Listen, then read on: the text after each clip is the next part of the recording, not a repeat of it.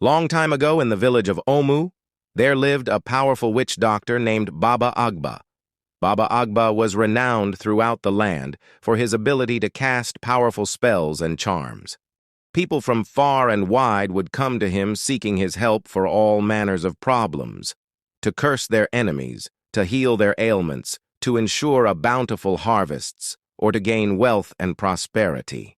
Baba Agba was very skilled in the ways of dark magic, and he took great pride in his reputation as the most powerful witch doctor in the region. However, Baba Agba was also an extremely wicked and selfish man. He cared only for his own power and wealth, and he was willing to do whatever it took to increase his standing and influence. The witch doctor had discovered an ancient secret that allowed him to extend his life and retain his youthful vigor. This secret involved sleeping with young virgin girls. By deflowering these virgin girls, Baba Agba was able to absorb their pure life force, which in turn nourished and rejuvenated his own body and spirit. So the witch doctor began targeting the young virgin girls of Omu village one by one. He would lure them to his hut under the pretense of needing their help with some ritual or spell. Once they were alone, he would overpower them and have his way with them, draining their life force in the process. The families of the missing girls grew increasingly concerned, but they were too afraid of Baba Agba's dark powers to confront him directly. The witch doctor continued his wicked scheme in secret, each time growing stronger and more youthful in appearance. As the years passed, Baba Agba became obsessed with maintaining his power. He became paranoid, constantly fearful that someone would discover his evil deeds and seek to challenge him. He began hoarding all the wealth and riches that people paid him for his services, afraid that he would one day lose everything. One day, a young lady named Fatima came to Baba Agba's hut, seeking his help. Fatima's father was gravely ill, and she begged the witch doctor to use his magic to heal him.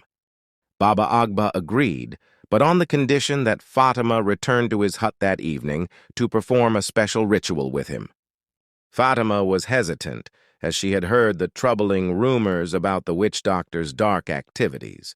But she was desperate to save her father's life, so she reluctantly agreed to the witch doctor's terms.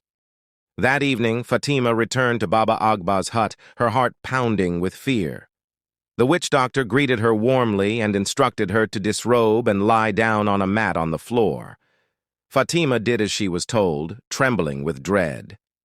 Baba Agba began chanting and waving his hands over Fatima's body, muttering incantations in a language she did not understand.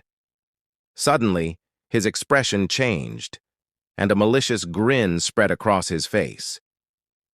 "You are a pure and virtuoso maiden," the witch doctor said in a low, menacing tone.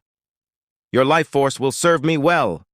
Before Fatima could react, Baba Agba pounced on her, overpower her, and forcing himself upon her. Fatima screamed and struggled, but the witch doctor was far too strong. As he violated her, Fatima could feel her life force being drained from her body. When Baba Agba had finished, he stood up, his eyes glinting with triumph. Fatima lay motionless on the floor, her spirit broken. The witch doctor laughed callously and left the hut, locking the door behind him.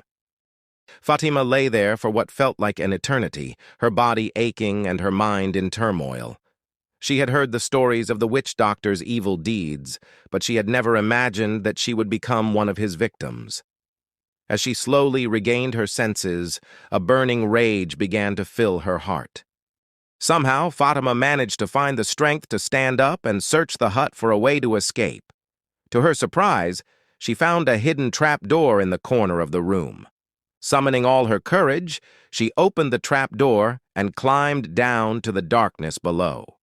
Fatima found herself in a vast network of underground tunnels.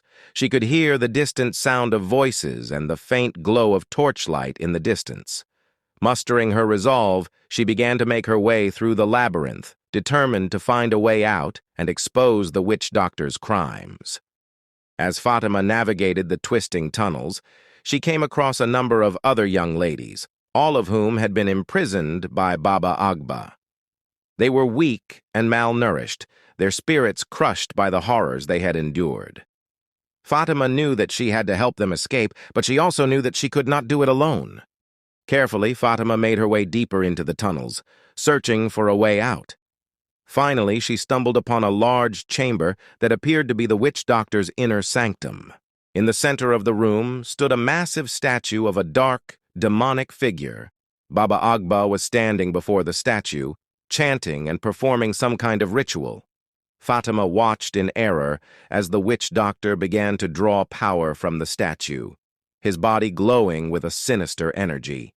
Suddenly, Fatima heard a noise behind her and turned to see a group of the witch doctor's henchmen approaching. They had discovered her presence in the tunnels and had come to capture her. Fatima's heart raced as she realized that she had been discovered. She knew that she had to act quickly if she was going to escape and expose the witch doctor's crimes. Thinking quickly, she grabbed one of the henchmen's torches and hurled it at the base of the statue, causing a massive explosion that rocked the entire chamber. The witch doctor screamed in rage and terror as his dark ritual was disrupted, and the henchmen were thrown off balance by the blast. Fatima seized the opportunity to flee, racing back through the tunnels with other captive ladies close behind her. As they emerged from and into the open air, Fatima could see that the entire village was in a state of chaos. The witch doctor's henchmen were scrambling to contain the situation, and the villagers were in a panic, unsure of what was happening. Fatima wasted no time in rallying the villagers and telling them the truth about Baba Agba's wicked deeds.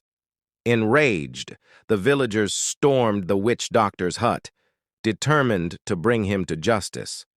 Baba Agba emerged from the hut, his face contorted with rage. He tried to use his dark magic to subdue the villagers, but they were too many and too determined.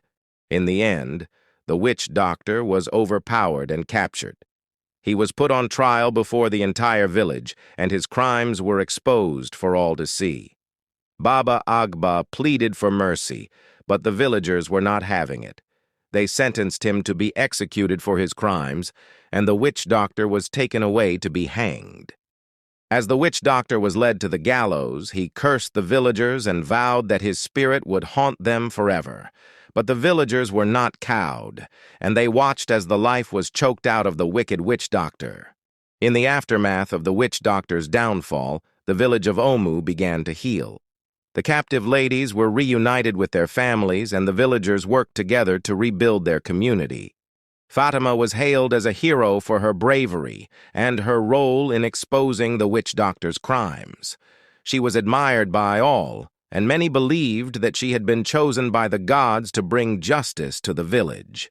Years passed, and the memory of the wicked doctor faded, replaced by a renewed sense of hope and optimism in Omu. The villagers vowed to remain vigilant and to never allow such a wicked and powerful individual to gain such a hold over their community.